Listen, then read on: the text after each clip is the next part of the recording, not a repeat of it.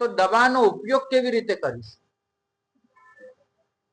સમજણ જ નહીં હોય કે મારી વ્યાધિ કઈ છે, તો પ્રભુની વાત ઔષધનું કામ નહીં કરી શકે. ભાગ્યશાળી આ શાસન એટલું જ કહે છે કે તમારે 3 વસ્તુ શીખવાની છે. પહેલી વસ્તુ છે લર્નિંગ ટુ બી. આપણી અંદર જે છે એને કેમ સાચવી લેવું, એને કેમ સુધારી લેવું, આપણું હોવું, આપણું અસ્તિત્વ એને કઈ રીતે વજૂદ વાળું બનાવી દેવું, નિરર્થક જિંદગી પસાર કરી દેવી, ચાલી આવતી ઘરેડ પ્રમાણે જીવી લેવું અને સતત એ અફસોસ કરતા રહેવું કે મારી જિંદગીનો કોઈ મતલબ નથી. આ શાસન તમારા એ અફસોસને દૂર કરી આપે છે. લર્નિંગ ટુ બી, મારે જિંદગીના છેડે જઈને એ આર્તધ્યાન નથી કરવું કે જિંદગી સારી રીતે વિતાવી શકતો હતો અને છતાંય ન વિતાવી. મારી જિંદગીમાં હું ઘણું બધું કરી શકતો હતો છતાંય સમય વેડફી નાખ્યો. મારી જિંદગી કંઈક ઘણી વધારે બહેતર સારી બનાવી શકતો હતો પણ મેં ન બનાવી.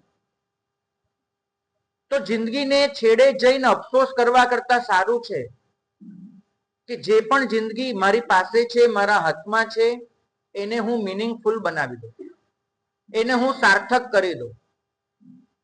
ભાગ્યશાળી હું આંખ મીચું ત્યારે મારે બોલીને નીકળવું છે કે જે થઈ શકતું હતું એ મેં કર્યું. મારી નાનકડી જિંદગીમાં હું જે પામી શકતો હતો તે મેં પામ્યું. મારા મનુષ્ય ભાવને હું જે પણ રીતે સફળ બનાવી શકતો હતો મેં બનાવ્યું. ભાગ્યશાળી હું ખુશ છું. મારો છેલ્લો બોલ આ હોવો જોઈએ કે હું ખુશ છું કે એક સ્વસ્થ અને એક સાર્થક જિંદગી વિતાવીને હું અહીંથી નીકળી રહ્યો છું. વિદાય આનંદ ભરેલી હોવી જોઈએ. અહીંથી આપણું જે ગમન થાય એ ખુશીથી છલકાતું તો હશે કે જિંદગી આખી સાર્થક રીતે પસાર કરી હશે. ખુશી એ વાતની હોવી જોઈએ કે વીતેલી જિંદગી પણ સારી હતી અને એના પરિણામે એક વધુ સારી જિંદગી મારી રાહ જોઈ રહી છે અને હું ત્યાં જઈ રહ્યો છું. કેટલાય જીવોને મરણ પથારી અફસોસ કરતા જોયા છે, તડપતા જોયા છે. એટલો રિગ્રેટ કરે કે ઘણું કરી શકતા હતા પણ જિંદગીને આમ સરકી જવા દીધી. એ અફસોસ જો તમે કરશો તો એની નિષ્ફળતા માટે હું તમને અને તમારી સાથે મારી જાતને જવાબદાર ગણીશ. અહીંયા ચોમાસું કરું અને તમારી જિંદગીને જો સાર્થક ન બનાવી શકું, અહીંયા 4 મહિના પ્રવચનો ચાલે અને તમને અફસોસમાંથી બચાવી ન શકું તો પછી કોઈ અર્થ જ નથી. યાત્રાની શરૂઆત જો આટલી મંગલમય છે તો યાત્રાની પૂર્ણાહુતિ એટલી જ આનંદમય હોવી જોઈએ. તો પહેલું આપણે શીખવાનું છે લર્નિંગ ટુ બી. આપણું હોવું એ કઈ રીતે સાર્થક બને, આપણું હોવું એ કઈ રીતે વજૂદ વાળું બને. મારું અસ્તિત્વ ભલે જેટલું પણ હોય પણ એમાંની એક પણ ઘડી એ મારે વિફળ જવા દેવી નથી. મને લાંબુ જીવવાની પડી નથી પણ જે પણ જીવું એને ગંભીરતાથી જીવવું એની ચોક્કસ પડી છે. અને આ જે શીખી લેવું એને જ કહેવાય છે સત. તમારું જે સત છે, તમારું જે સત્વ અસ્તિત્વ છે એને સુધારી લેવું એને જ કહેવાય છે અસ્તિત્વની સાધના, સતની સાધના, લર્નિંગ ટુ બી. અને બીજું શીખવાનું છે લર્નિંગ ટુ નો. જાણવાની કળા. ભાગ્યશાળી તમે લોકો ખૂબ જાણો છો પણ જ્ઞાનના નામ પર માત્ર માહિતી, ઇન્ફોર્મેશન જ ભેગી કરતા જાઓ છો. જાણે એક બોમ્બ ફાટ્યો છે ઇન્ફોર્મેશનનો. પરિણામ એ આવે છે કે વગર કામની ચિંતાઓ તમને પજવે છે, વગર કામનો તણાવ તમને તાણતો જાય છે. માણસ એ કળા ભૂલી ચૂક્યો છે કે મારે જાણવું તો શું જાણવું, આ મગજની ડબ્બીમાં મારે શું ભરવું. કથાની જગ્યાએ વિકતાથી મગજ ભરાતું જાય છે. સાર્થક જ્ઞાનની જગ્યાએ નિરર્થક માહિતી એનાથી છલકાતું જાય છે.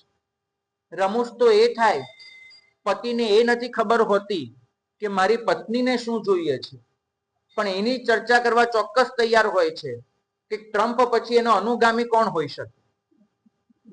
ઘરમાં શું ચાલે છે એનું ભાન ન હોય, પણ અમેરિકાની ચૂંટણીમાં શું થવું જોઈએ એની ચર્ચા કરવી હોય તો પ્રભુ એને જ કે છે વિકથા. નિરર્થક દંડાવાન, જરૂર વગરનું જાણી અને વગર કામનું તડપ્યા કરવાનું. મારી પત્ની 4 તાવમાં સૂતી હોય, મારા પરિવારજન એ હોસ્પિટલના બિછાને પડ્યા હોય અને હું નિરાતે મારી જિંદગી વિતાવું એની મને કઈ તકલીફ નથી. પણ અચાનક જાણ થાય કે કેરળમાં નિપા વાયરસ આવ્યો અને 10 જણને લઈ ગયો, હું અહીંયા મહારાષ્ટ્રમાં બેઠો બેઠો ફફડવા માંડું કે અહીંયા તો નહીં આવી જાય ને. તમારી પાસે આવતા દરેક સમાચાર કાં તો તમને ડરાવે છે, કાં મૂંઝવે છે, કાં થકવે છે. ભાગ્યશાળી પ્રભુ આને કે છે લર્નિંગ ટુ નો, ચિત્તની સાધના. મારા મગજની ડબ્બીમાં હું શું ભરાવા દઈશ. તમે જુઓ તો ખરા, મોબાઈલમાં ગમે તેટલી મેમરી આપે તમને, તમારા એ નક્કામાં ફોટો વિડીયો એનાથી મેમરી એવી તો છલકાઈ જાય છે કે ડિલીટ કરવા છતાંય ખાલી નથી થતી. પણ કદાચ ત્યાં તો ડિલીટ કરી દેશો, મગજની મેમરીને કેવી રીતે ડિલીટ કરવાના છે? તમારી પાસે કોઈ કમાન્ડ જ નથી. તો સારું છે કે એને ભરાવા જ ન દો. તો લર્નિંગ ટુ નો, ચિત્તની સાધના. અને ત્રીજી સાધના છે લર્નિંગ ટુ લીવ, મારે જીવવું કઈ રીતે. પ્રભુ કહે છે કે આવનારી દરેક ક્ષણ એ તારા માટે તો અનંત શક્યતાઓ લઈને આવે છે. એક ક્ષણમાં એ સંભાવના પણ છે કે તું એને અપ્રસન્નતામાં વિતાવી દે, અને એક ક્ષણમાં એ સંભાવના પણ છે કે તું એને પ્રસન્નતાથી છલકાતી બનાવી દે. દરેક ક્ષણ તમારા માટે તો એક કોરો ચેક છે. કઈ રીતે વિતાવવી નક્કી તમારે કરવાનું. પણ મનુષ્ય શું કરે છે? એક ક્ષણમાં એને કોઈ પણ પીડા ન હોય તો ભૂતકાળની સ્મૃતિને એક પીડા બનાવી દે છે, ભવિષ્યની ચિંતાને એક પીડા બનાવી દે છે. તમે બરાબર જોજો, તમારી દરેક ક્ષણ કાં તો ભૂતકાળની સ્મૃતિ ખાઈ જતી હશે. કેમ આવું થયું, એને આવું કેમ કર્યું, મારી સાથે જ આવું કેમ થાય છે, ભૂતકાળ. અને કાં તો ભવિષ્ય, હું આમ કરીશ, હું આમ કરીશ, આ રીતે કરીશ. તમારો વર્તમાનનો આનંદ ખલાસ થઈ જાય છે. તો પ્રભુ કહે છે લર્નિંગ ટુ લીવ. તમારી દરેક ક્ષણને તમારે એ રીતે વિતાવવાની છે કે પ્રસન્ન બને. એક ઉદાહરણ જે શાસ્ત્રકાર ભગવંતોએ આપ્યું છે, આજના જમાના પ્રમાણે થોડુંક ઢાળીને કહું. તમારામાં એવું કોઈ ખરું કે જેને ગુલાબ જાંબુ ભાવતા હોય? એવું કોઈ છે અહીંયા? બધા જ છે. પણ એક આપણે જમણવાર એવો કરવો છે જેમાં ગુલાબ જાંબુ બનાવવાના પણ ચાસણી વગરના. બરાબર? માવાના ગોળા હોય એ તમારે બધાને પીરસી દેવાના, ચાસણી નહીં રાખવાની. કેટલા ખાઈ શકશો? ભાગ્યશાળી ગળામાં ડૂચો બાંધશે. 1 અને 2 ખાશો ને ત્યાં તો એ કોરો કોરો માવો ગળે ડૂચો લગાડશે, તમને આનંદ આવશે જ નહીં. આનંદ છે એ ચાસણીમાં જબોડાયેલા માવાના ગોળાનો, તો એને ગુલાબ જાંબુ કહેવાય છે. બરાબર છે? પ્રભુ એ જ કહે છે કે દરેક ક્ષણ તારી પાસે જે આવે છે એ તો આખરે પેલો માવાનો ગોળો છે, બીજું કાંઈ જ નથી. હવે ત્યારે એને પ્રસન્નતાની ચાસણીમાં જબોળવી કે લીમડાના રસમાં બોળવો નક્કી તારે કરવાનું. માવાનો ગોળો લીમડાના રસમાં બોળીને પીરસો, શું કહેવાશે? ગુલાબજાંબુ કહેવાશે? નહીં. તો ભાગ્યશાળી ક્લેશના લીમડાના રસમાં તમારે દરેક ક્ષણને જબોળી દેવી છે કે પ્રસન્નતાની ચાસણીમાં જબોળવી છે? ક્ષણ તો દરેકને સરખી જ મળે છે, માવાના ગોળા જેવી. જબોળવાનું પોતાના હાથમાં હોય છે. તમે શું પસંદ કરશો? લીમડાનો રસ કે ખાંડની મીઠી ચાસણી? શું પસંદ કરશો? લર્નિંગ ટુ લીવ એ શીખવાડે છે કે પ્રસન્નતાની ચાસણીમાં બોળીને દરેક ક્ષણને વિતાવો. અને જો એ શીખી ગયા તો તમારા હાથમાં એ કળા આવી જશે કે હવે પછીની દરેક ક્ષણે શું કરવું એ મારા હાથની વાત છે. અને આને જ કહેવાય છે આનંદની સાધના. એક સતની સાધના છે લર્નિંગ ટુ બી, એક જ્ઞાનની સાધના છે લર્નિંગ ટુ નો, અને એક આનંદની સાધના છે લર્નિંગ ટુ લીવ. અને આ ત્રણેય ભેગું થાય અને જે જન્મે એને જ આર્ય સંસ્કૃતિએ કીધું સચ્ચિદાનંદ. સચ્ચિદાનંદ શું છે? આ ત્રણ સાધનાનું પરિણામ છે. ભાગ્યશાળી આપણે આ સચ્ચિદાનંદની સાધના કરવા માટે જ જ્ઞાનસારની પ્રવચન માળામાં જોડાવવાનું છે.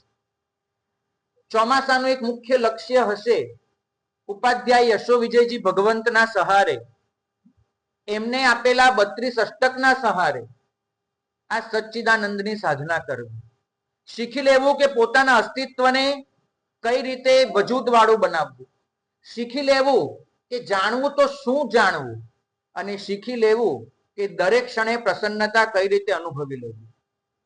આંગળી ઉપાધ્યાયજી ભગવંતની પકડીશું, ચાલવાનું આપણે સૌએ છે.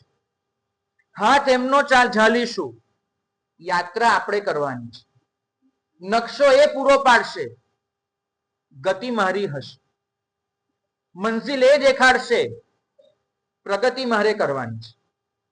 ભાગ્યશાળી જ્ઞાનસાર આપણા માટે એક એવું સાધન બની જશે કે જે સાધન તમને સત પણ શીખવાડે, ચિત્ત પણ શીખવાડે, આનંદ પણ શીખવાડે. વિવેચનની જગ્યાએ આપણે વિશ્લેષણનો પ્રયત્ન કરીશું. બોલાતું દરેક વચન આત્મા સાથે કઈ રીતે કનેક્ટ થાય છે, મારી જાતને કેવી રીતે ઓળખાવામાં સહાયભૂત બને છે, એ રીતે જોઈશું. વાતો પ્રાચીન હશે, પ્રસ્તુતિ નવીન હશે. તત્વ જૂનું હશે, પણ એ તત્વનું જોડાણ નવું હશે. અનુબંધ જૂનો હશે, પ્રાચીન મહાપુરુષો સાથેનો સંબંધ એનો જીવાતા જીવન સાથે હશે. તો આપણે રોજ ભેગા મળીશું જ્ઞાનસારની યાત્રા કરવામાં. જમાનો બદલાઈ ચૂક્યો છે, તો જમાના પ્રમાણે પ્રભુની વાણી પીરસવી પડશે. એનું અર્થઘટન બદલવું પડશે. ભાગ્યશાળી એક જમાનો હતો આપણા વડીલોનો. 3 શબ્દો એ જમાનામાં ચાલતા હતા. જી, હાજી, બીજું ભલે, ત્રીજું બરાબર છે. વડીલો કહેતા હતા અને તમે બધા આ 3 શબ્દોથી જ વાત કરતા હતા. હાજી, ભલે, બરાબર છે. ચોથો શબ્દ બોલવાની ન તો આપણી હિંમત હતી અને ન તો આપણે એને ઔચિત્ય ગણતા હતા. આપણે સમજતા હતા કે અનુભવ આગળ બધી સમજણે માથું નમાવવું પડે, અને અનુભવને આપણે સર માથે લઈને ચાલતા હતા. જમાનો બદલાયો. આજના જમાનામાં બીજા 3 શબ્દો આવી ગયા. વાય, પહેલું જ કેમ, બીજું વાય નોટ, કેમ નહીં, અને ત્રીજું ફોર વોટ, શા માટે કરવાનું છે. જી, ભલે, તહતી, બરાબર છે. આ શબ્દ આપણને બોલવાની આદત ભલે હતી, સાંભળવાની ઈચ્છા છોડી દેવી પડશે. અને નવા જમાનાના 3 શબ્દો એ સાંભળવાની ટેવ વહેલાસર પાડી લેવી પડશે, તો સુખી રહી શકીશ. તો ભાગ્યશાળી એક પ્રવચનો હતા જેમાં શ્રાવકો હાથ જોડીને બેસતા હતા અને હાજી સાહેબ, તહતી, બસ આ રીતે બધું ચાલતું. જે જમાનો આવ્યો છે ત્યાં આદેશ નથી ચાલતો, ત્યાં ચાલે છે માહિતી. ક્યારેક એવું કહેવામાં આવતું હતું, અમે કહીએ છીએ કરી લો. આજે તમારી ઇન્ફોર્મેશન શેર કરવી પડે છે. દરેક વસ્તુના કારણ આપવા પડે છે અને ગળે ઉતરે છે તો પછી પ્રામાણિકતાથી થાય છે પણ ખરું. તો અમારો પણ એ જ અભિગમ છે કે બદલીશું. તત્વ જૂનું હશે, પ્રસ્તુતિ નવી રાખીશું અને એ પ્રસ્તુતિના સહારે સતત એ કરતા જઈશું કે તમારી અંદર પ્રશ્નો જાગે. પ્રશ્નો પૂછવા એ મિથ્યાત્વ નથી. પ્રશ્નો પૂછવા એ વિરોધ કે વિદ્રોહની નિશાની નથી. પ્રશ્નો એ તો પ્રભુના માર્ગની યાત્રાનો આરંભ છે, સત્યની શોધનો પ્રારંભ છે. રાત્રિ પ્રવચન એ પ્રશ્નોનું ઉઘાડ હશે. રાત્રિ પ્રવચન મૂંઝવણોનો ઉકેલ હશે. રાત્રિ પ્રવચન એ અત્યારનો યુવાન જે સંશયોથી ગ્રસ્ત બનીને ધર્મને છોડી રહ્યો છે એના સમાધાન આપવાનો પ્રયત્ન હશે. એને પ્રશ્ન થાય છે કે હું એવું તો શું કરું કે જીવી શકું? હું એવું તો શું કરું કે શાંતિથી મારા જીવનને વિતાવી શકું? એક સમય હતો એવું સમજવામાં આવતું હતું કે પૈસો હશે, સગવડ હશે, પરિવાર હશે, સંબંધો હશે એટલે આપણી જિંદગી ખુશાલ હશે. આજના યુવાન પાસે આ બધું તમારા કરતા ઘણું વધારે છે, ઘણું વધારે છે. પૈસો છે, સગવડ છે, સંબંધો છે, પરિવાર છે, બધું જ છે. નથી તો એક વસ્તુ, તમારી પાસે જે ખુશી છે તે. બહુ સરસ લખ્યું છે એક વિચારકે કે અકબર પાસે પંખો નહોતો. એને ઉનાળામાં ઠંડક જોઈતી હોય તો 8 માણસને નોકરી આપવી પડતી હતી. 6 કલાકની શિફ્ટ હોય, બે બાજુ બે સેવકો ઉભા હોય, પંખો વીંજે, 6 કલાકે થાકે, નવી શિફ્ટ આવે, 6 ચોક 24, 4 શિફ્ટના બે માણસ, 8 માણસને નોકરીએ રાખે તો એને ઠંડક મળે. તો અકબર પાસે જે સગવડ હતી નહોતી એ આજના એક સામાન્ય મનુષ્ય પાસે છે. ઝૂંપડીમાં એ તમને પંખા જડી જશે. પણ એ વખતે એક સામાન્ય મનુષ્યના હૈયે જે નિરાત હતી એ નિરાત આજે બંગલામાં બેસેલા શેઠને પણ નથી. સગવડ વધી, નિરાત છૂટી. અમે ઈચ્છીએ છીએ કે આ ધર્મ એ દરેક યુવાનને, દરેક યુવતીને જિંદગીનો એક મકસદ આપે અને એ મકસદ એવો હોય કે જેનાથી એ પોતે પોતાની સમૃદ્ધિને અનુભવી શકે, પોતાના મનને શાંતિને પામી શકે અને પોતાના હોવાને એ વજૂદ વાળું સાર્થક માની શકે. એ પોતાની જિંદગીથી થાકી ન જાય, હારી ન જાય. અને એ માટે પ્રયત્ન હશે રાત્રિ પ્રવચનનો. અને એ પ્રવચનમાં થતી ક્યારેય ખુલીને નથી પૂછાતી એવી પ્રશ્નોત્તરીનો.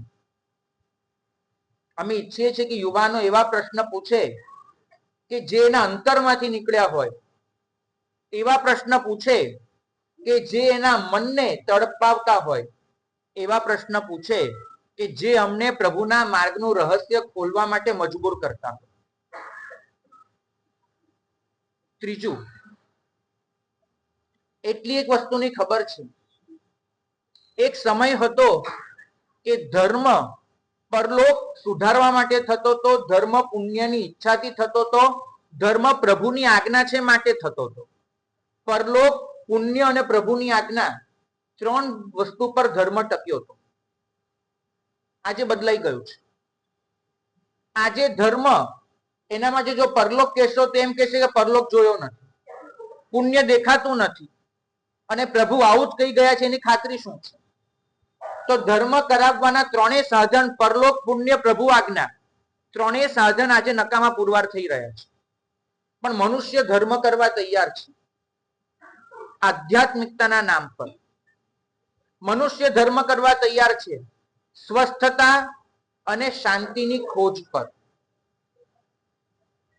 ભાગ્યશાળી આજનો યુવાન સમજી ચૂક્યો છે કે સમૃદ્ધ બનવું હશે તો માત્ર સગવડો નહીં ચાલે, સ્નેહ પણ ઉમેરવો પડશે.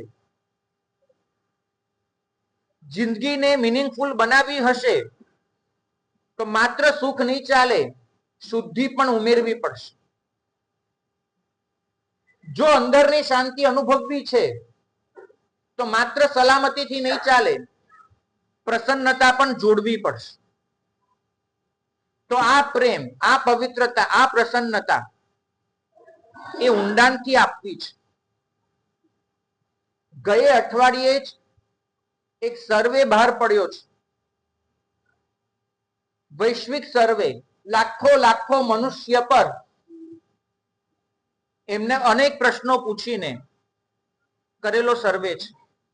અને એ સર્વેમાં ઘોષણા કરવામાં આવી છે કે 2050 સુધીમાં વિશ્વની ડેમોગ્રાફી તદ્દન બદલાઈ જવાની છે. અત્યારે વિશ્વમાં 16% લોકો એવા છે કે જે લોકો ધર્મ અધ્યાત્મમાં ભરોસો નથી કરતા, આત્માનું અસ્તિત્વ જ નથી સ્વીકારતા, શુદ્ધ નાસ્તિક લોકો છે. ભેળસેળ વગરની નાસ્તિકતા છે. પણ એ નાસ્તિકતા ઘટવાની છે, વધવાની નથી. સર્વે એમ કે છે કે 2050 સુધીમાં 16% નાસ્તિકતા જે છે 13% થી નીચે ઉતરી જવાની છે. આપણને એમ લાગે છે કે નાસ્તિકતા વધતી જાય છે, પણ નહીં, આસ્તિકતા વધી રહી છે. એ લોકો શોધમાં છે, મનની શાંતિની શોધમાં. એ લોકો શોધમાં છે સાચા સ્નેહની શોધમાં. એ લોકો શોધમાં છે બધું હોવા છતાં જે જિંદગીમાં ખાલીપો અનુભવાય છે એ ખાલીપાને ભરવા માટેની શોધમાં. અને અધ્યાત્મ જ આ વસ્તુ કરી શકવાની છે. એક જમાનો હતો, મારા બાપ દાદા ધર્મ કરતા કરતા અધ્યાત્મમાં જતા હતા. આજે જે જમાનો આવ્યો છે એ જમાનામાં લોકો ધર્મ કદાચ નહીં કરે, ધ્યાન ચોક્કસ કરશે. એ લોકો કદાચ પૂજા નહીં કરે, પ્રભુના ગુણોને સમજવાનો પ્રયત્ન ચોક્કસ કરશે. એ લોકો પ્રતિક્રમણ કદાચ નહીં કરે, પણ પશ્ચાતાપ અને પ્રાયશ્ચિતની શોધ ચોક્કસ કરશે. ભાગ્યશાળી 44% વસ્તી, બરાબર આંકડો યાદ રાખજો, 44% વસ્તી 2050માં ધર્મ નહીં કરતી હોય, આધ્યાત્મિક ચોક્કસ હશે. એમને રિલિજિયસ એક્ટિવિટીમાં રસ નહીં હોય, પણ સ્પિરિચ્યુઅલિટી ચોક્કસ ગમતી હશે. અને આપણો ટાર્ગેટ છે એ વસ્તી. દર્દ થાય છે, નરેન્દ્રભાઈ મોદીનો ઇન્ટરવ્યુ હતો અને ઇન્ટરવ્યુમાં એમને પૂછવામાં આવ્યું કે આખા વિશ્વને જેનાથી શીખવું પડે એવી રાજનીતિ તમારી પાસે ક્યાંથી આવી? આખા વિશ્વને તમે માર્ગદર્શન આપી શકો એવી વ્યવહાર શુદ્ધિ તમારામાં ક્યાંથી આવી? એક નેતા આ સ્તરે કઈ રીતે પહોંચે?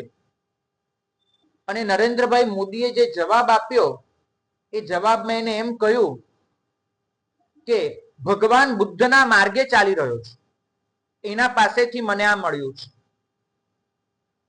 નક્કી કહું છું, બુદ્ધના માર્ગે ચાલે એની અનુમોદના છે. બુદ્ધનું તત્વજ્ઞાન જો જીવનમાં લાવી અને શાંતિ અને કરુણા શીખે તો અનુમોદના છે. પણ મારા મહાવીરનું અધ્યાત્મ એ બુદ્ધના અધ્યાત્મથી ખૂબ ઊંચું છે. તો કેમ નરેન્દ્રભાઈ એમ ન કહી શકે કે મહાવીરના સિદ્ધાંતોથી ચાલુ છું? કેમ નહીં? એક જ કારણ કે આપણા અધ્યાત્મને આપણે આ 4 દિવાલમાં પૂરી રાખ્યું છે. પ્રસ્તુત કરીએ છીએ દુનિયા સામે, ત્યારે જૈન ધર્મને વધુ પ્રસ્તુત કરીએ છીએ, પણ જૈન અધ્યાત્મ જે આચારાંગ અને સૂત્ર કૃતાંગમાં છે, જૈન અધ્યાત્મ જે જ્ઞાનસાર અને યોગસારમાં છે, એ આપણે લાવતા જ નથી બહાર. અધ્યાત્મ સાર અને અધ્યાત્મ બિંદુ જેવા ગ્રંથો વિશ્વના કોઈ પણ મનુષ્યને માર્ગદર્શન આપી શકે એવી તાકાત ધરાવે છે. એ આપવું પડશે. આજની યુવા પેઢીનું ઘડતર જૈન આધ્યાત્મિકતાથી કરવું પડશે. મારું ટાર્ગેટ એક જ છે, જે 44% વસ્તી ભલે ટેગ લગાડીને બેઠી હશે, જૈન, બૌદ્ધ, ખ્રિસ્તી, હિન્દુ, મુસ્લિમ કોઈ પણ એ ધર્મસ્થાનમાં નહીં જતી હોય, મેડિટેશન સેન્ટરમાં ચોક્કસ જતી હશે. એ દેરાસર નહીં આવતી હોય, ધ્યાન કેન્દ્રમાં ચોક્કસ આવતી હશે. એને કદાચ નામ સાથે સંબંધ નહીં હોય, મહાવીર હોય કે મોહમ્મદ હોય, નામ સાથે સંબંધ નહીં હોય, સંબંધ હશે રાગ અને દ્વેષના વિસર્જન સાથે. એ 44% વસ્તીને મારે ટાર્ગેટ કરવી છે. એમના સુધી જૈન દર્શનના, જૈન અધ્યાત્મના સિદ્ધાંતો પહોંચાડવા છે, અને એ તમારી યુવા પેઢીના ઘડતરથી થશે. આના માટે જ રાખ્યો છે પુત્રોહમ સર્વ સિદ્ધાનામ, એ કોર્સ રાખ્યો છે. હું સર્વ સિદ્ધનો અંશ છું. મારી અંદર એ સર્વ સિદ્ધ ભગવંતો, એની જ શાંતિ, એની જ કરુણા, એમનો જ પ્રેમ, એમની જ મૈત્રી વહી રહી છે, એ અનુભવ કરાવવો છે. અને 10 થી શરૂ કરીને 18 વર્ષની તમારી ટીનેજર પેઢી, જે યુવા, જે યૌવનના આંગણે કદમ માંડવા ઉત્સુક છે, તૈયાર છે, એનું ઘડતર કરવાનું છે. ભાગ્યશાળી એની સાથે કિન્સુકી, ઇકેબાના, એના જેવી જૈન સિદ્ધાંતો સાથે સુસંગત એવી કેટલીય ધ્યાન પદ્ધતિ, કેટલીય થેરાપી આપણે કરવાના છે, કે જે ઊંડાણથી એમને આચારાંગ અને સૂત્રકૃતાંગ સાથે કનેક્ટ કરશે. ઉપાશ્રયમાં આવો છો વંદન કરવા, એક જ ભાવના છે, આવો વંદન કરો, કામકાજનું પૂછો, કંઈક શીખો બી ખરા, પણ જતી વખતે બહાર સૂત્રકૃતાંગના કાર્ડ્સ રાખ્યા હશે, સૂત્રકૃતાંગના અદ્ભુત વચનો હશે. એક કાર્ડ ઉપાડજો, ઉપાડીને અંદર પ્રભુનું એક વચન લખ્યું હશે, યાદ રાખવાનો, સમજવાનો પ્રયત્ન કરજો. બહુ સરસ એનું હિન્દી વિવેચન હશે. એ વચનને અનુરૂપ એક સરસ ચિત્ર હશે, એ ચિત્રને દિલમાં ઉતારજો. 78 ડેઝ, 78 દિવસમાં એક એક વચન તમને પ્રભુના માર્ગે આગળ વધારતું જશે, વધારે નહીં, માત્ર એક વચન. ભાગ્યશાળી કદાચ એવું બને કે યુવા પેઢી એ પરંપરાગત ધર્મમાં ન માનતી હોય, ન કરતી હોય, પણ આ જેટલી પણ થેરાપી હોય, જેટલી પણ આધ્યાત્મિક પ્રવૃત્તિઓ હોય, પછી એ કિન્સુકી હોય, ઇકેબાના હોય, કે કંઈ પણ હોય, સ્ક્રિબલ આર્ટ હોય, એ લોકોને આના દ્વારા અધ્યાત્મ સાથે આપણે સૌ કનેક્ટ કરીશું. ભાગ્યશાળી જીવન જે આવ્યું છે, પીડાઓ, આફતો, વેદનાઓ બધું જ વધી રહ્યું છે. એક બાજુ સુખના સાધનો વધે, બીજી બાજુ એમ થાય મનુષ્યને કે મારી જિંદગીમાં હજુ કંઈક અધૂરપ છે. મહર્ષિ નાગેન્દ્ર પાસે એક સાધક આવ્યો અને એને કહ્યું કે સાહેબ, શાંતિનો અનુભવ નથી થતો, કેવી રીતે શાંત થવું, આ પીડાઓ, આ વેદના, એમાંથી કેવી રીતે બચવું એ નથી સમજાતું, કોઈક ઉપાય આપો. મહર્ષિએ કહ્યું કે ઉપાય તો આપું, પણ પહેલા એક કામ કર, ક્યાંકથી 2 ચમચી લીમડાનો રસ લઈ આવ. પેલો ગયો, ક્યાંકથી 2 ચમચી લીમડાનો રસ લઈને આવ્યો. મહર્ષિએ કહ્યું કે જો આ પેલું પાણીનું માટલું પડ્યું, એક વાટકી પાણી કાઢ. એને પાણી લીધું, એક વાટકી. હવે આ 2 ચમચી લીમડાનો રસ અંદર નાખી દે. પેલા એ વાટકીમાં નાખ્યો, હવે આમાંથી 1 ચમચી પાણી પી. કેવું લાગે ભાઈ પાણી? સહન થાય, થૂંકી કાઢવાનું મન થાય એટલું કડવું લાગે પાણી. પેલા 1 ચમચી પીધું, આખું મોઢું કટાણું થઈ ગયું. મળશે કે ભલે ભલે, બીજી ચમચીની જરૂર નથી. એક કામ કર, આ જે પાણી છે તારી પાસે, એ પાણી હવે આ માટલામાં રેડી દે. તારો 2 ચમચી લીમડાનો રસ એ માટલાના પાણીમાં ભેળવી દે. એને માટલામાં નાખી દીધું. હવે માટલામાંથી પાણી પી. પેલા 1 ચમચી માટલાનું પાણી પીધું, કેવું લાગે? કડવું લાગે, પણ કેવું કડવું? એકદમ ઓછું, સહન થાય એવું, બરાબર. 2 ચમચી લીમડાનો રસ વાટકી પાણીમાં હતો તો થૂંકવાનું મન થતું હતું, એ જ 2 ચમચી લીમડાનો રસ માટલીના પાણીમાં જતો રહ્યો, સહન થાય એવો થઈ ગયો. મહર્ષિએ સમજાવ્યું કે ભાઈ, દરેક મનુષ્યની પીડા 2 ચમચી લીમડાના રસ જેટલી, દરેક મનુષ્યની પીડા.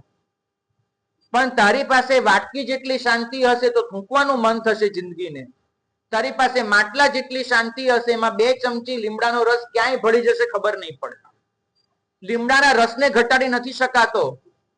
માટલી પાણી હોય કે વાટકી પાણી, એ આપણે કરી શકીએ છીએ. અમારી પાસે તમારી કોઈ પીડાના સમાધાન નથી, બહુ સ્પષ્ટ કહું છું. અમે તમારી 2 ચમચી લીમડાના રસ જેવી પીડા એ ઓછી કરી શકવાના નથી, પણ હા, તમને પાણી ભરી આપીશું. તમારી પાસે જે વાટકી જેટલું પાણી છે એમાંથી માટલી જેટલું પાણી કરી આપીશ. જુઓ ભાઈ, અમે માત્ર ધર્મગુરુ નથી, અમે લોક ગુરુ પણ છીએ. અમારી બે જવાબદારી છે. આધ્યાત્મિક માર્ગે પ્રગતિ કરાવવી એ જેમ અમારી જવાબદારી છે, એમ તમારી ભૌતિક જિંદગી સુધારવી એ પણ અમારી જ જવાબદારી છે. અમે જેમ સાધના માર્ગમાં તમને જે કષ્ટો આવે છે એના નિવારણના ઉપાય બતાડીએ છીએ, એ જ રીતે ભૌતિક જીવનમાં તમને જે અડચણો આવે એના નિવારણના ઉપાય બતાડવા એ પણ અમારી જ ફરજ છે. અમે બંને વસ્તુ લઈને આવ્યા છીએ, સાધના અને સંવેદના બંને લઈને આવ્યા છીએ. એકલા સાધક હશું તો જળ બની જઈશું, એકલા સંવેદનાશીલ હોઈશું તો પ્રભુના માર્ગથી ભટકી જઈશું. પણ અમે સાધના અને સંવેદના બંને લઈને આવ્યા છીએ. સાધના જાહેરમાં આપીશું, કેમ કે માસને આપવાની હોય છે. સંવેદના વ્યક્તિગત આપીશું. તમારામાંથી કોઈ પણ પરિવાર એને કોઈ પણ ભૌતિક, આધ્યાત્મિક, માનસિક, શારીરિક, કૌટુંબિક, સામાજિક, આર્થિક કોઈ પણ પ્રકારની સમસ્યા હોય, અમારી પાસે છે ત્રણ વસ્તુ. એક, તમારી સમસ્યાને કોઈ પણ જાતના સ્વાર્થ વગર સંવેદનાથી સાંભળવાની તૈયારી.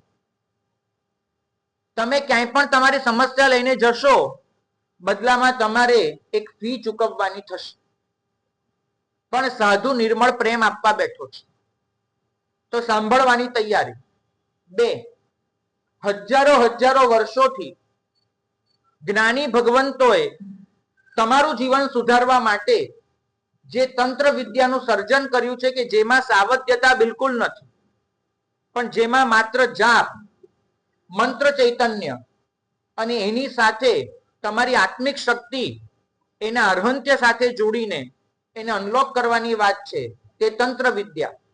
અને ત્રણ, એક વિજ્ઞાનનો દરજ્જો જેને પ્રાપ્ત છે એવું જ્યોતિષ. તો એક પ્રભુ કૃપા, એક ગુરુ કૃપા અને ત્રણ તંત્ર વિદ્યા અને જ્યોતિષ. આના સહારે તમારી સમસ્યાઓને સુલટાવવાનો આપણે પ્રયત્ન કરીશું. સમસ્યા કોઈ પણ હોય, અમારી સંવેદના તમારી સાથે હશે નક્કી માનજો. અમે આ મોક્ષ માર્ગમાં તમારો હાથ પકડીને તમને ચલાવવા માટે આવ્યા છે. અને જ્યાં સુધી તમે ભૌતિક રીતે સ્થિર નહીં હો, ત્યાં સુધી આધ્યાત્મિક રીતે તમારી પ્રગતિ ન જ થઈ શકે. માટે અમારો પ્રયત્ન છે કે તમને ભૌતિક રીતે સ્થિર અને સમૃદ્ધ બનાવવાનું. ભાગ્યશાળી રોજની એક પરિવારને આ વિશેષ મુલાકાત આપવામાં આવશે. તમારે એના માટે બહાર રાખેલું જે નોટ છે એમાં તમારું નામ, નંબર ખાલી નોંધી દેવાનું અને એટલું લખી દેવાનું કે અમારે મહારાજ સાહેબને અંગત રીતે મળવું છે. પરિવાર આવે અને એ આ તમામ ઉપાયો એ સમજીને જાય, એવી રીતે રોજે એક પરિવાર સાથે કરવામાં આવશે. અમારો સ્વાધ્યાય એ સીધાય નહીં, એવી રીતે તમને સમય આપવામાં આવશે. તો બહાર રાખેલી નોટ એમાં જેને જેને આવી રીતે અંગત મુલાકાત લેવી હોય એ પોતાનું નામ, નંબર નોંધી દેજો. પીડા ઘટશે નહીં, પણ શાંતિ અને સમાધિ ચોક્કસ વધશે. તો પીડા આપોઆપ ઓછી થઈ જશે. ભાગ્યશાળી ત્રીજી વાત, એક તીર્થમાં ક્યારેક ગયા હતા. એ તીર્થમાં એક નવાઈ ભરેલી વસ્તુ જોઈતી કે દેરાસર જવાનો જે રસ્તો, એની બંને તરફ બહુ સરસ ફૂલ ઉગેલા હતા. એવા ફૂલ કે જે પ્રભુને ચડે અને પ્રભુની આંગી ખરેખર બહુ સરસ લાગે.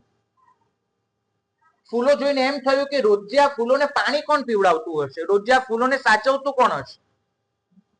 જિનાલયમાં ગયા, એક જ પૂજારી, 61 વર્ષના એક દાદા હતા. અમે પૂછ્યું કે ભાઈ આટલા સરસ ફૂલ કોને ઉગાડ્યા, કેવી રીતે? દાદાએ બહુ મસ્ત વાત કરી. એમને ડોલ દેખાડી, અમને ડોલ. મને કે આટલા બધા ભગવાન છે. પેલા કેસર પોતું કરવાનું, પછી અભિષેક કરવાનો, પ્રક્ષાલ કરવાનો, પબાસન ચોખ્ખું કરવાનું, આ બધા માટે પાણી ખૂબ જોઈએ. તો રોજે 7-8 ડોલ મારે લાવવાની થાય છે પાણીની. પણ એ ડોલ કાણી હતી, કાણી ડોલ, અને એમાંથી પાણી જમ્યા કરે.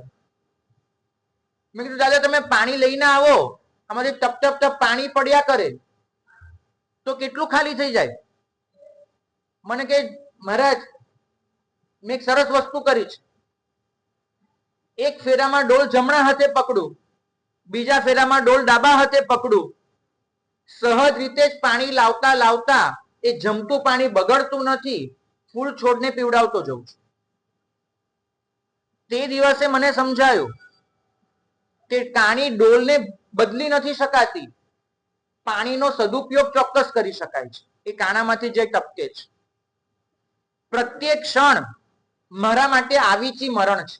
ઉત્તરાધ્યાયન સૂત્રમાં કહ્યું કે દરેક ક્ષણે તમે મરી રહ્યા છો, કેમ કે ગઈ ક્ષણે તમારી પાસે આયુષ્યના જે પૂતગલ હતા એ પૂતગલ અત્યારે ઘટ્યા. આ જ આવીચી મરણ છે. દરેક ક્ષણે હું મારું આયુષ્ય ટીપે ટીપે ગુમાવી રહ્યો છું, ટીપે ટીપે. અને એ જે મારી કાણી ડોલ છે એને હું બદલી નથી શકવાનું, એ ટીપાને અટકાવી નહીં શકું. પણ એક કામ થઈ શકે છે, એ ટીપાનો સદુપયોગ કરી લેવો. તમારું ચૈતન્ય જે દરેક ક્ષણે ખૂટી રહ્યું છે એને અમે અટકાવી નહીં શકીએ, પણ એ જ ચૈતન્ય એને ઉપયોગમાં લવડાવી શકો. ભાગ્યશાળી તમે આવજો, આરાધના કરવા આવજો, સાધના કરવા આવજો, પૂજા સામાયિક વગેરેમાં આ ચોમાસાનો સમય વાપરજો. અમારી પાસે કંઈક આવીને શીખજો. અમને લોકોને બહુ ગમે છે તમે ઉપાશ્રયમાં આવો છો તે. અમે એમ નહીં કહીએ કે નહીં આવો તો ભીડ કમ, એવું નહીં કહીએ અમે લોકો. તમે આવજો, પણ તમારો સંસાર મૂકવા નહીં, અમારો સંયમ લઈ જવા, કંઈક શીખવા, કંઈક ભણવા આવજો.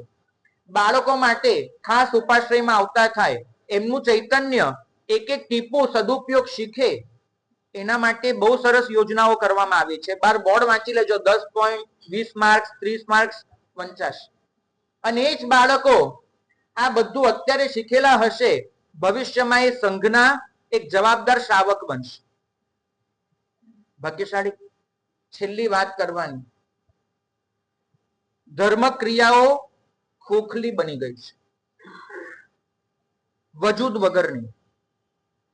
જે ક્રિયા ક્યારેક ક્રાંતિ કરાવતી હતી, જે ક્રિયા ક્યારેક આત્મિક પ્રક્રિયા જન્માવતી હતી, એ જ ક્રિયાઓ આજે કોઈ આપણી અંદર રેવોલ્યુશન, ડિફરન્સ કશું જ નથી લાવતી.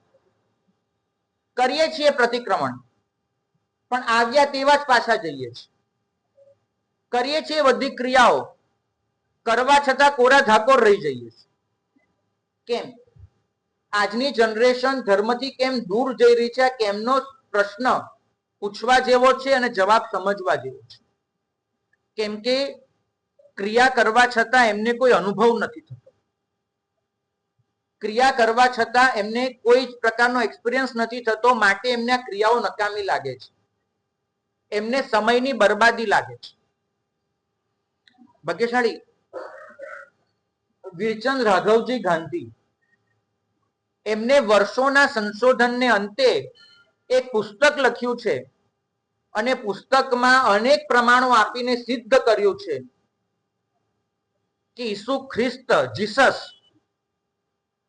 3 વર્ષ માટે ભારત આવ્યા હતા, અને ભારતમાં જૈન મુનિઓના સંપર્કમાં રહ્યા હતા, અને જૈન મુનિઓ પાસેથી એ જે તત્વ શીખ્યા, એ જ તત્વ એમને પાછા જઈને પોતાના દેશમાં કહ્યું. એ શાંતિ, એ પ્રેમ એમને વહેંચ્યો, અને એ જ એમનો ઉપદેશ એ બાઇબલ બની ગયો, જેને ન્યૂ ટેસ્ટામેન્ટ કહેવામાં આવે છે. ભાગ્યશાળી એક સમય હતો કે જે ખ્રિસ્તી ધર્મ એનો પાયો જૈન ધર્મમાં છે. ઈસુ ખ્રિસ્તે પણ એ તત્વ જૈનો પાસેથી મેળવ્યું છે. આજે એ જ જૈનોના છોકરાઓ બહુ ઝડપથી ખ્રિસ્તી ધર્મમાં કન્વર્ટ કેમ થાય છે? કારણ વિચારવું પડશે. તમારા ઘરેથી જ વાટકી બાજુના ઘરે ગઈ છે, અને તમારો છોકરો આવીને એમ કે છે મમ્મી તારા હાથનું નથી ખાવું, મને બાજુના ઘરનું બહુ ભાવે છે, મોકલનાર તમે છો, અને છતાંય છોકરો તમારા ઘરનું નથી ખાતો ને બાજુમાં ખાવા જાય છે, એનો મતલબ એક જ થાય કે તમારી રસોઈ તો સારી છે, પીરસવાનું ખોટું છે. તો કદાચ એવું હતું કે ક્યારેક પાથરના પર બેસીને જમાડતા હતા, આજે ડાઇનિંગ ટેબલ મૂકવું પડે છે. ફરક એટલો જ આવ્યો છે. ક્યારેક પાટલો મંડાતો હતો, આજે ટેબલ માંડવું પડે છે. તો ભાગ્યશાળી છેલ્લા 10 વર્ષમાં માત્ર કર્ણાટક એકલામાં 1,15,000 જૈનોએ ખ્રિસ્તી ધર્મ અપનાવ્યો છે. શ્વેતાંબર કે દિગંબર બંને મળીને માત્ર કર્ણાટકમાં. અને આ બધા ઓફિશિયલ આંકડા છે, કોઈ મારી તમારી કલ્પનાના નહીં. 1,15,000 જૈનો એ જૈન ધર્મ છોડીને ખ્રિસ્તી ધર્મ અપનાવે. મને ધર્મ પરિવર્તન સામે વાંધો નથી, વાંધો એની સામે છે કે એ લોકો એવું સમજે છે કે જૈન ધર્મમાં કંઈ બચ્યું નથી. આના માટે કોણ જવાબદાર? હું અને તમે. તો આ ચોમાસું, એમાં આપણે બે વર્ગને ટાર્ગેટ કરવા છે. એક વર્ગ એવો છે જે સમજ્યા વગર ધર્મ કર્યા જ કરે છે, માત્ર શ્રદ્ધાથી. એ એટલું જ સમજ્યો છે કે જે કહેવામાં આવે છે કરી લો. એ વર્ષોથી ચાંદલો કરે છે, પણ એને તમે પૂછો કે ચાંદલો કેમ કરવાનો તે ખબર નથી. એ વર્ષોથી ચૈત્યવંદનમાં ડાબો પગ ઊંચો કરે છે, પણ એને પૂછો ડાબો પગ કેમ ઊંચો કરવાનો ખબર નથી. તો એ વર્ગને સમજણ આપવી છે. કેમ? કેમ કે જ્યારે નવી પેઢી એ વર્ગને પૂછવા જાય છે ને આ કેમ કરવાનું, એ કેમનો જવાબ એમની પાસે નથી હોતો. માટે એક જ કહે છે કે કરવાનું એટલે કરવાનું, અમે કહીએ કરી લેવાનું. પરિણામ નવી પેઢી નહીં કરે, એમને જવાબ જોઈશે. દરેક પ્રશ્ન વિરોધ નથી, સમજજો. દરેક પ્રશ્ન જિજ્ઞાસા છે. સારું છે કે તમને પ્રશ્ન તો પૂછાય છે, સારું છે કે એ લોકો છોડી તો નથી દેતા. તો એ વર્ગ જે વર્ષોથી ક્રિયાને આરાધના કરી રહ્યો છે છતાં એના રહસ્ય નથી સમજતો, એના માટે સવારની વાચનાઓ રાખી છે. એક એક વસ્તુનો મતલબ ક્લિયર કરવો છે. 7:45 થી 8:30 એ 45 મિનિટ આપણી ક્રિયા શુદ્ધિની નહીં, વિચાર શુદ્ધિની હશે. અને ભાગ્યશાળી એની જ સાથે એ વર્ગને પણ ટાર્ગેટ કરવો છે કે જે વર્ગ કશું સમજ્યા વિના ધર્મને રિજિડ ઓર્થોડોક્સ કહીને છોડી રહ્યો છે. બંનેથી નુકસાન છે. જે ચાંદલો કરવા છતાં પૂછતો નથી કે ચાંદલો કેમ કરવાનો, એનાથી પણ ધર્મને નુકસાન છે. અને જે ચાંદલો કેમ કરવાનો એ સમજ્યા વગર આ ધર્મને છોડી રહ્યો છે, એનાથી પણ નુકસાન છે. તો આપણે બંને વર્ગને ટાર્ગેટ કરવા છે. મારા પ્રવચનમાં એક જ વસ્તુ તમારી પાસે માંગુ છું. એક પણ વાક્ય જો તમને એમ લાગે કે અમને નથી સમજાયું, મને તે ક્ષણે જ અટકાવીને પ્રશ્ન પૂછી લેજો. પણ અહીંથી નીકળો ત્યારે શંકા લઈને ન નીકળતા નિશંક બનીને નીકળજો. મારી ધારા ખોરવાશે કે શું થશે તમે ચિંતા નહીં કરતા, મારું હું સાચવી લઈશ, પણ પ્રશ્ન તમે પૂછી લેજો. આપણે લોકોને પશુ નથી બનાવવાના. પશુ પાસે કોઈ પ્રશ્ન જ નથી હોતો, બરાબર? કેમ કે જડમતી હોય છે. અને બીજા હોય છે પરમાત્મા, એમને બધા જ પ્રશ્નોના જવાબ મળી ગયા હોય છે, માટે એમની પાસે પ્રશ્ન નથી હોતો. એક પશુને પ્રશ્ન નહીં થાય કેમ કે જળ છે, એક પરમાત્માને પ્રશ્ન નહીં થાય કેમ કે બધા જવાબ એને મળી ગયા છે. અમે તમને પશુ બનાવવા નથી આવ્યા, પરમાત્મા બનાવવા આવ્યા છે. તો તમારે પ્રશ્ન પૂછતા રહેવાનું છે અને એના જવાબ અમારી પાસે મેળવતા રહેવાનું છે. પ્રતિક્રમણ એનો ભાવ સાથે કેવી રીતે જોડાણ થઈ શકે? અમે દર રવિવારે ઈચ્છીએ છીએ સવારે 32 મિનિટની ક્રિયા કરીશું, આત્મશુદ્ધિની પ્રક્રિયા ષડાવશ્યકની. પણ એ 32 મિનિટ તમને વાસ્તવિક પ્રતિક્રમણનો અનુભવ કરાવશે. ભાગ્યશાળી એની સાથે જ અનેકાંત, જેના બળે તમે આખી દુનિયાને કંટ્રોલ કરી શકો છો. આજે અમેરિકા અને ઈરાનનું યુદ્ધ હોય કે રશિયા અને યુક્રેનનું યુદ્ધ હોય, હું વ્યક્તિગત રીતે જવાબદારી લઉં છું કે પ્રભુનો અનેકાંત એ લોકો સુધી પહોંચાડી નથી શક્યો, માટે આ યુદ્ધ થઈ રહ્યા છે. આજે બૌદ્ધ ધર્મ એવી ક્રેડિટ લઈ શકે છે કે વિશ્વના કેટલા યુદ્ધો અમે અટકાવ્યા. જૈન ધર્મ આખા વિશ્વની શાંતિની ક્રેડિટ લઈ શકે એમ છે. તો એના માટે અનેકાંતનો કોર્સ તમારી પાઠશાળામાં શીખવાડવામાં આવશે. તમને પણ અહીંયા બેક ટુ સ્કૂલ અનેકાંત, ઇતિહાસ બધા જ કોર્સ કરાવવામાં આવશે. માત્ર એક જ પૂછવાનું, પસંદગી તમારી.